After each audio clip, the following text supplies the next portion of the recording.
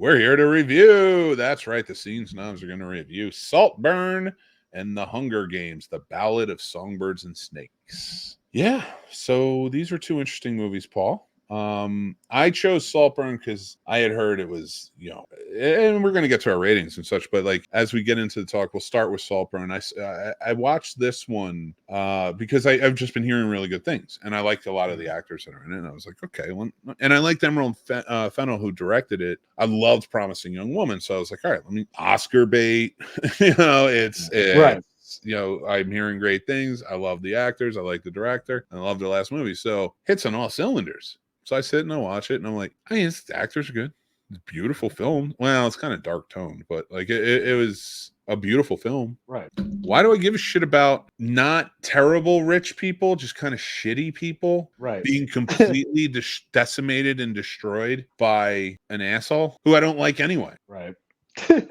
So that's my stance on Saltburn. I will get. I mean, I want to hear what you think, Paul. Let's talk about Saltburn. What do you think, Paul? What is Saltburn to you? So I thought it was going to be more like, what was that movie with Matt Damon?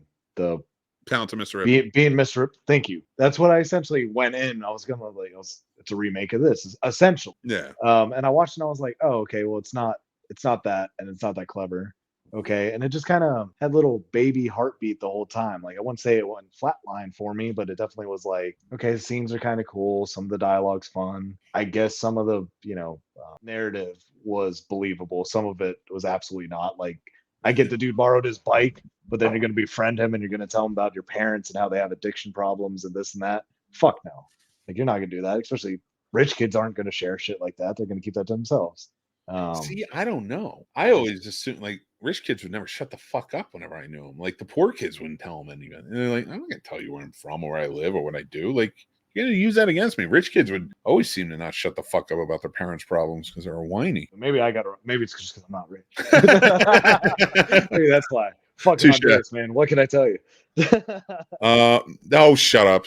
I'm not letting that become a thing. No, James says Saltburn was one of those conflicting movies where it simultaneously got better and worse as it went on. That's a great. Go check out James' MCD reviews. You don't have to, not because of what he just said, but I do fully agree. Like, go check him out because he's a cool guy. And I like his reviews. I agree with him there. It did, like, when it started out, I was like, all right, I didn't love the cinematography in the beginning, so like it kind of threw me. But I was like, I really liked Promising Young Woman. I could see this going in a really great place. And it seems like it was going to be one of those types of thrillers, like where he gets close and then maybe something happened, and then it took that turn, and you're like, oh shit, something happened. And then it was like nothing happened until like he was just like, that's right though, I did it. And it's like, what did you do? What did you, like, I know what you did, I know you're active, like, there were some people that you did some dastardly things to, which I will not say because this is a spoiler free review, and I won't even tell you about that bathtub scene, which didn't need to fucking be there. No. Oscar grab. So I'm like, there's a lot of things about this movie. I will give the kid who played, I think his name's Jacob Eldori. He played Dexter. Was it Dexter? Was it the main character? The main rich kid, the one he friends. Yeah, I think that's his name. And I won't take anything against Barry Keogh. I think he's great, and he did a great job in this role. I just didn't like the character. Like, there wasn't even it was a protagonist that didn't even have a sympathetic nature to, like, well, maybe he had a tough upbringing. And then you find out, no. And like, this, that, and the other thing. It's just like, so what is it? Like, what is his, he has no motive through any of this. And you're like, but it's like nothing happens till the end, and he reveals, like, I was behind it all. And it's like, fate, God, are you God now? Like, what's going on? Let's see what James says. Which was more insane, the bathtub scene or the grave scene was fucking weird, man. You know what's funny? I watched both of these movies back to back. Yes, you did. Because I needed to I watched a Hunger Games movie to forget this movie. And we're going to do our ratings real quick on this one. So this is what Paul and I gave it. I gave it a 3, and Paul gives it a 3.5 for Saltburn. I don't know why it's nominated for anything. It's good enough to be middle of the road, but after seeing Promising Young Woman again, and I'm not saying it was the be all end all, but it was such a fantastic movie, to follow it up with something like this, I was like, it just I didn't like it at all. And then the one character I did like, which was Carey Mulligan's character, because anytime she hits the screen and they kill her, and they kill her off camera in a fucking line. They make her feel like she's part of the family, and then and I'm gonna ruin this for you because it's in the beginning of the film. It makes nothing. None of the drama even happened yet. None of the drama even happened yet. We didn't even get to the beginning of the drama, which doesn't start until about an hour into this movie, maybe more. Yeah. So it's just literally, it's not even like a fun friendship tale or a fun oh, they're becoming stronger friends in the first hour and that's what's happening. And he finds out he lies and then it goes haywire. That's not what happened. He goes away for the summer with this guy and lies to him and is weird the whole fucking time. So I don't know. I just got this one really bugged me. This one really bugged me now. I might have to lower it. It might be 2.5. So it's worth it, but I wasn't a great follow up to her first movie, which blew me out of the water. And it's just a weird tale. I just didn't really enjoy. The acting was good, but if you have a weird fucking story, I don't care about the acting as much. Right. So all right, let's get off this one. Let's go to the next one. I know you're super excited about this one. Let's talk about it. I just watched it for the 14th time this past weekend with my parents. I hate the fact that you've seen it this much. All right. Well, why don't you take us off? Tell us what it's about. Hunger Games. It's good. No, so it's a prequel to Hunger Games, talking about how President Snow becomes his character, President Snow, and about how Hunger Games first started out and how they're trying to make it a bigger thing because contrary to what you see from the Hunger Games with Katniss, it was kind of going out. It was kind of a fad. It was kind of more of an experiment, if you will, to see if people actually enjoyed the Hunger Games and about them trying to figure out what the Hunger Games actually are. I love that explanation. To go a little bit more into the President Snow side, yes, he is the main focus of it. But there is a young lady from District 12 as well, played by Rachel Ziegler, who is a contestant that he has to lead. He's like the Woody Harrelson character from the first one to this little girl. He's a mentor. Whatever. It was awesome. Sure.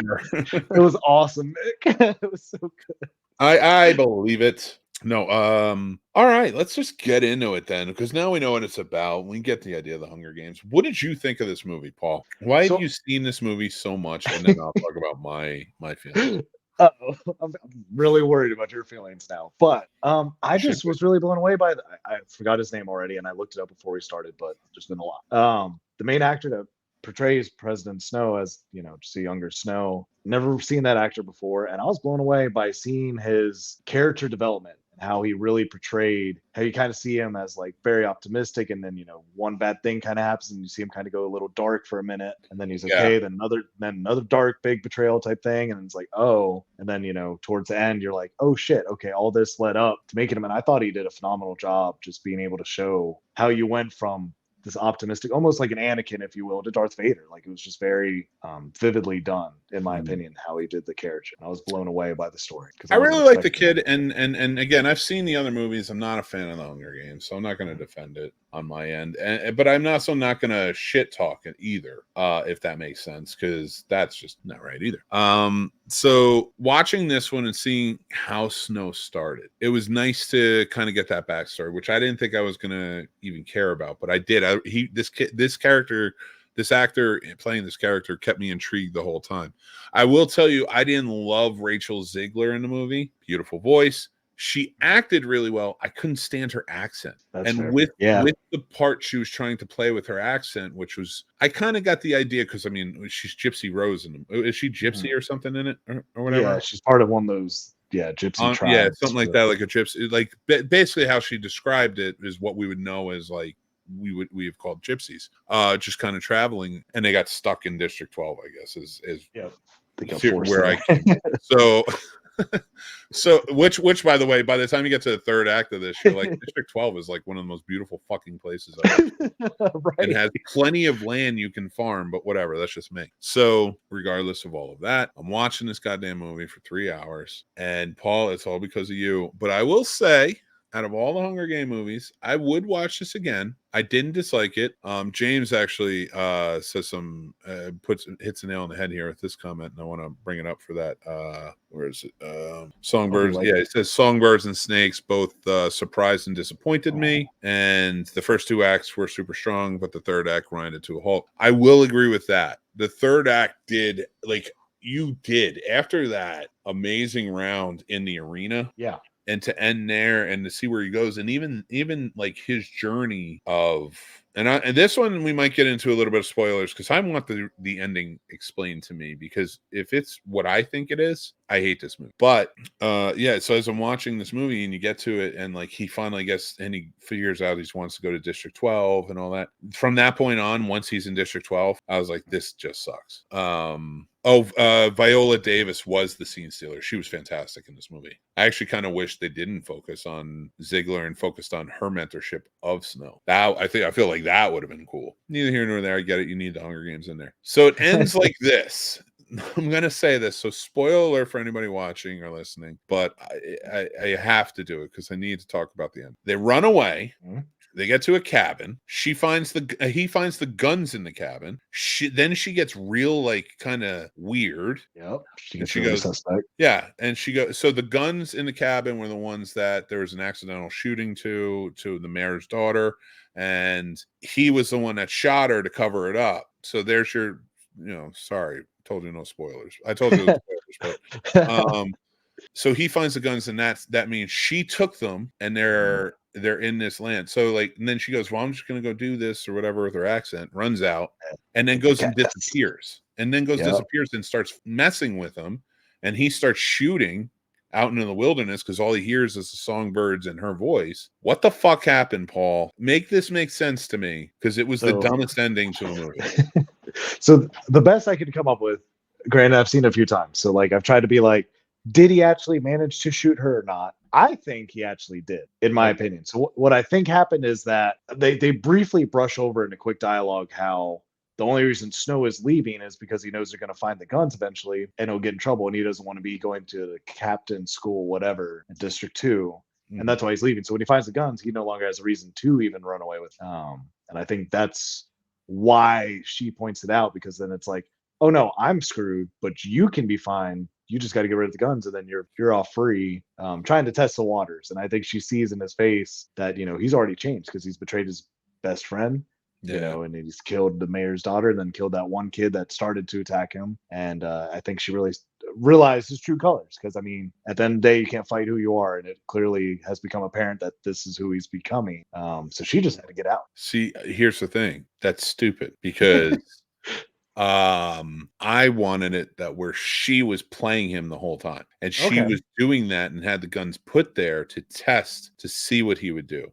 And I don't think he shot her. You don't think he managed to get her that time? I think she got away. And I could see that too, only because all the songs that she was singing this whole time, and a lot of, her talking about Katniss and shit, that's from the Hunger Games. They're still singing those songs in those other movies. So I don't think they remembered them that many years later just because some random gypsy was singing it. I think she had continued, and that's why. Well, yeah, and I could see it in maybe another movie or something if they do it. I don't know how this one did, but I will tell you this. There is a conspiracy theory. You want to hear it? Yeah, absolutely. All right, because the theory states is this, that she is President Gray from, I think, District 9 or whatever, and the one Julianne Moore plays in the movie. Okay. And that she grew up to become president of that district, and President Gray, she was it something Gray, right? What was her first name? Oh, I just Gray or whatever. Lucy Gray. God bless. So Lucy Gray. So the theory is that she's great, and that's why she knows how to get under Snow's skin so well. So that's okay. All right, let's share a rating. So I gave it a 3.5. It's okay. It's worth checking out if you like this world. It's even if you don't, it might be worth checking out. I didn't love the ending, but it is a fun journey all the way through. Paul, you went 4.5. It's a strong one. Yeah. What is it about? I will tell you, I got a soft spot because I have a niece with Down syndrome. So the fact that they got an actor with Down syndrome and brought her in, I think that's awesome when movies are doing that. And I think, I'd love to see studios do more of that. I would too. I would too. I'm not against your sentiment. Right. Maybe not in the Hunger Games. Right. I was so worried when they brought her out. I was like, how are you going to kill this poor kid? And then with the whole dialogue of that's not candy, bro, I about pissed myself. I was like, holy shit. I know, man. And listen, that's the Hunger Games. Like the Hunger Games is a Right. watered down version of Battle Royale. So Mhm. I get it. And if you watch, and I've seen Battle Royale, and I think it's a masterpiece. So I'm not against violence in a movie of that sort Yeah. against Yes. any person because it's showing the despicable nature of it. Right. This one was a little weird because it was like, here we go with this. So Right. it got a little harsh, but so I gave it a 3.5. Paul gave it a 4.5. Go check it out. I think that's one to go check out. I don't know about Saltburn. Enter at your own risk on that one. Yeah. And then we're gonna That's go one that on. should. Yeah.